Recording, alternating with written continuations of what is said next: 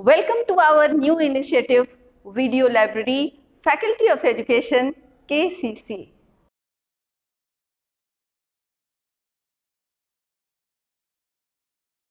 Good morning, students.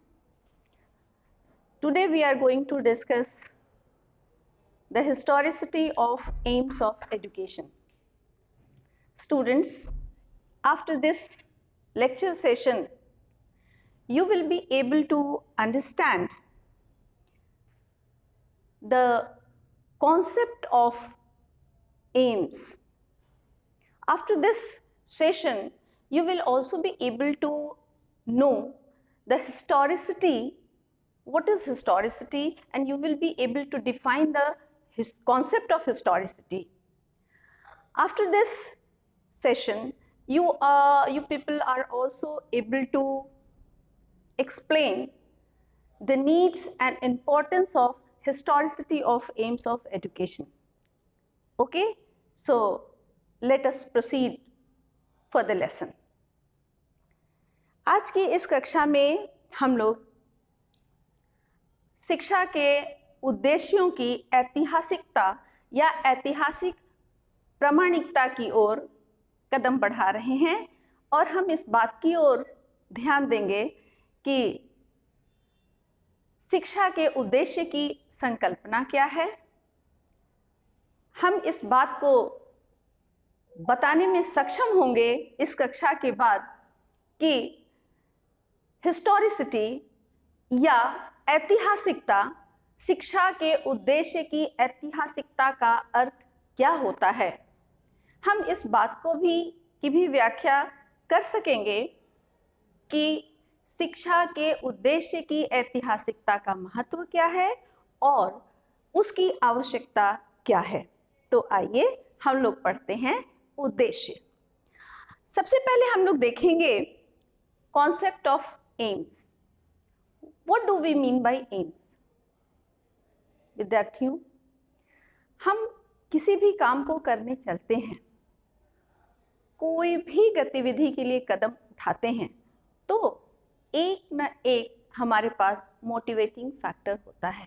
कोई desire हमारा होता है, एनी विश, एनी डिज़ायर, एक सुचिंतित परिणाम होता है हमारा, एक हाइपोथेटिकल रिजल्ट हमारे सामने होता है, जिससे मोटिवेट होकर, जिससे प्रोत्साहित होकर हम उस काम के लिए कदम बढ़ाते हैं, उस काम को करते हैं।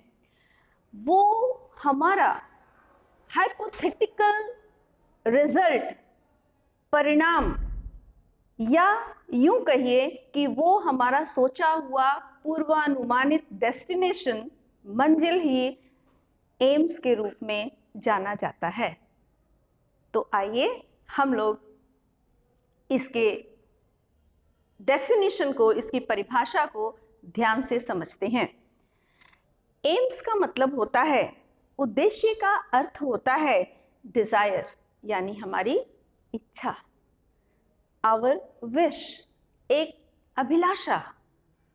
इसका अर्थ यह भी होता है टू इंटेंड टू डू और अचीव समथिंग, कुछ करने की और या कुछ प्राप्त करने की अभिलाषा या आकांक्षा।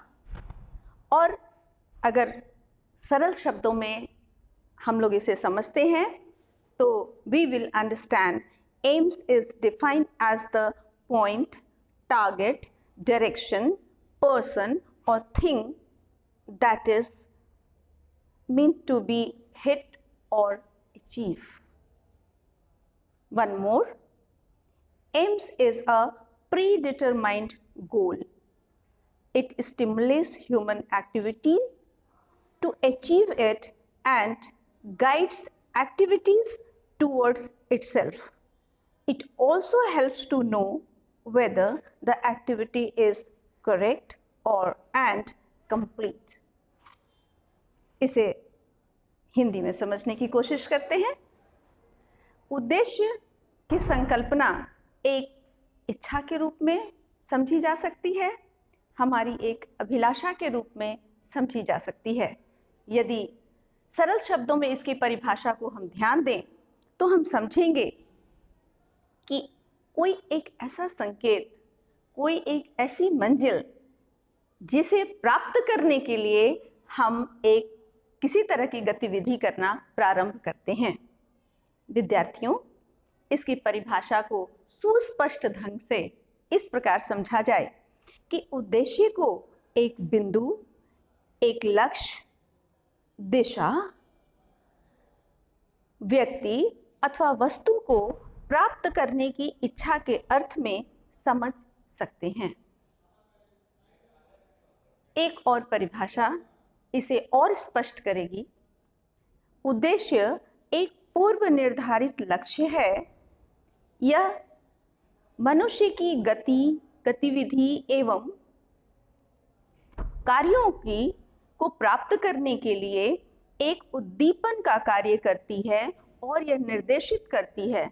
यह इस बात को समझने में भी सहायता करता है कि हमारे किए गए कार्य संपूर्ण हुए हैं कि नहीं और सही दिशा में ये जा रहे हैं कि नहीं। मुझे लगता है हम सब उद्देश्य को समझ गए हैं। उद्देश्य की संकल्पना एक बार फिर मैं सरल शब्दों में आपके सामने कह रही हूँ। Aims can be known as our desire, our predetermined goal. उद्देश्य को हम पूर्व निर्धारित एक लक्ष्य के तौर पे समझ सकते हैं। आइए हम आगे बढ़ते हैं और हिस्टोरिसिटी की ओर बढ़ते हैं। Let us understand what is historicity of aims of education. देखते हैं। Any aims which is in the present day must have its historical authenticity. कोई भी ऐसा उद्देश्य जो आज हमारे सामने है, हमारी शिक्षा के समक्ष है, इसका कोई ना कोई ऐतिहासिक प्रामाणिकता होगी। यानी कोई भी चीज, कोई भी उद्देश्य, कोई मंजिल, कोई पूर्व निर्धारित हमारी आकांक्षा हमेशा अपनी परंपरा से होकर आती है। बिना परंपरा का कोई भी वर्तमान सार्थक नहीं होता है। ठीक उसी तरह हमारी शिक्षा का उद्देश्य भी अपनी परंपराओं से होता हुआ हम तक पहुंचा है। एक और परिभाषा देखते हैं। Historicity of aim also provide the vision for the future. शिक्षा का उद्देश्य हमें भविष्य के लिए एक दृष्टि देता है। It provides the vision. We can plan our future. We can plan our future's aim of education in the light of our historicity or our past. Okay? Then, since education is a social process, so its aim should also be society friendly and should also be concerned with socio-cultural values. Very clear. We all know that education is a social process, and any social process should be society friendly. Then only it will be a process of welfare. Otherwise, it will not be a proper process. Okay? And it should also look after the socio-cultural values of the concerned society. Okay? So, aims of education should also be concerned with the socio-cultural values of the present concerned society. Okay? Therefore, there is an utmost need to know the historicity of aims of education. This is the reason, students, that any aim of education should be socio-friendly, and it should also be based on, it should also be look after the historicity of aims of education. It is related to the historicity of aims of education. And there is a need to know the historicity of aims of education. That is why the knowledge of historicity of aims of education will provide the logic and reason for determining the present and future aims of education. Very clear.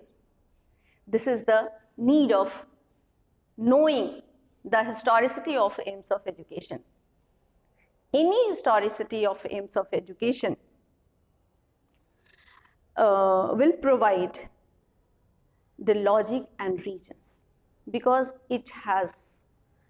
these have various evidences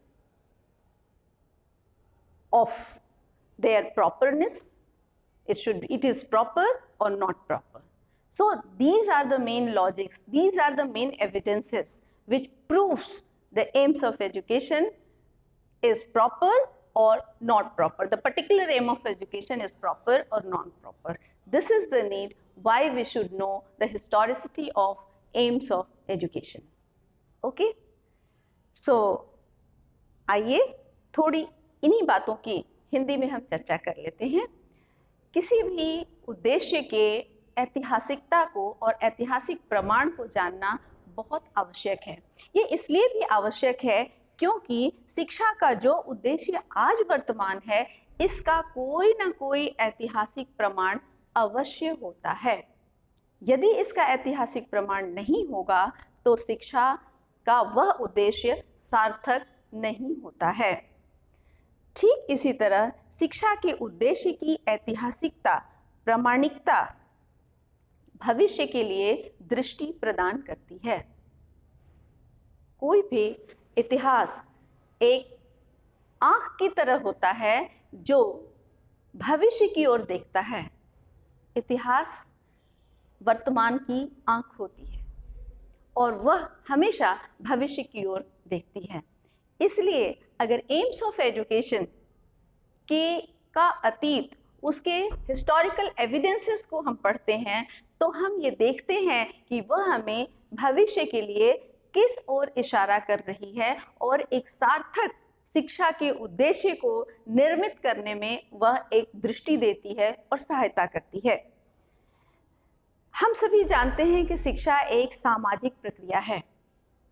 शिक्षा एक सामाजिक प्रक्रिया है। ये समाज के द्वारा समाज में संपन्न होने वाली एक ऐसी प्रक्रिया है जो समाज के वेलफेयर के लिए की जाती है।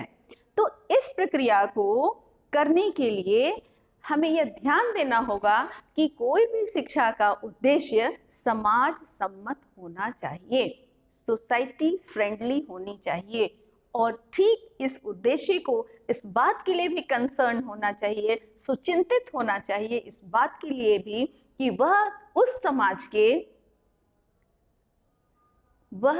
समाज के सामाजिक और सांस्कृतिक मूल्यों का संवहन कर रहा है या नहीं। यानी किसी भी समाज की शिक्षा के उद्देश्य को उस समाज के सामाजिक और सांस्कृतिक मूल्यों का संवहन करने वाला होना चाहिए और ऐसा होने के लिए उसको उस समाज के शिक्षा के उद्देश्य की ऐतिहासिकता की ओर अवश्य ध्यान देना होगा। ये ऐतिहासिक प्रामाणिकता ही उसे समाज के कल्चर और वैल्यूज के साथ यानी संस्कृति और मूल्यों के साथ उसको जोड़ सकेगी।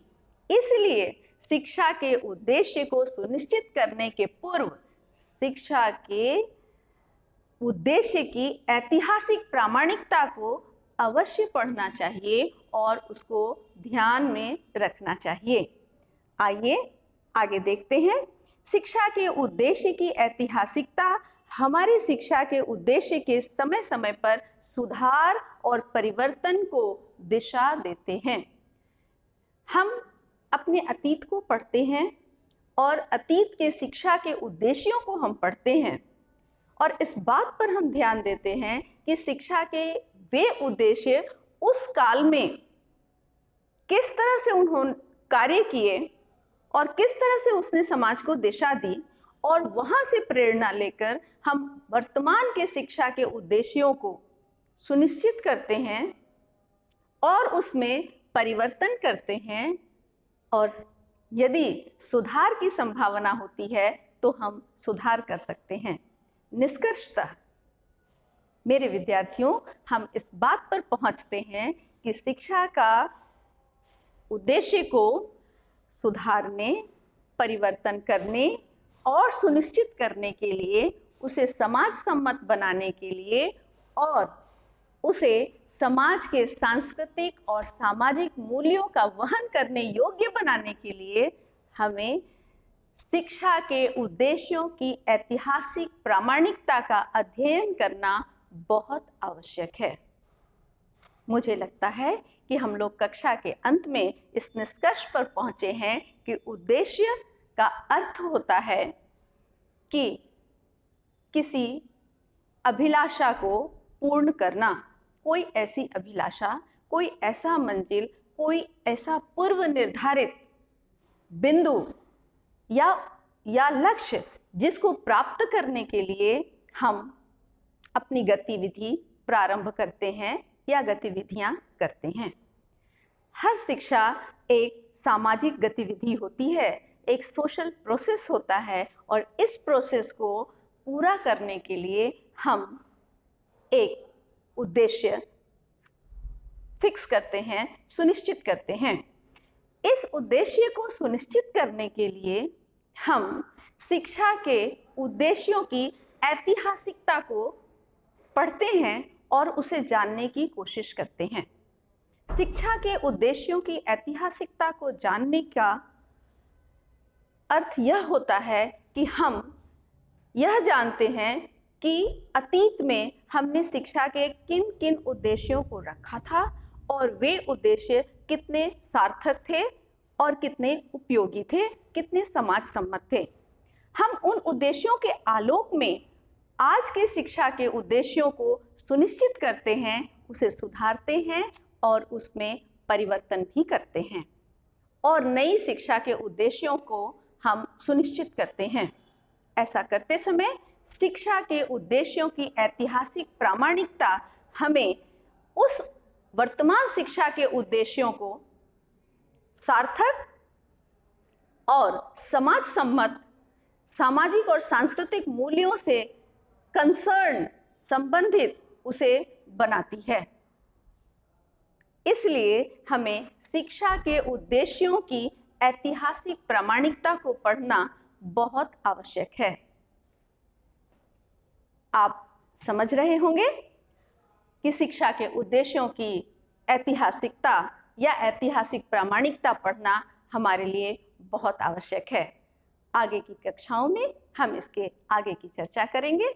आज की कक्षा इतनी ही। बहुत बहुत आभार। Thank you. Good day.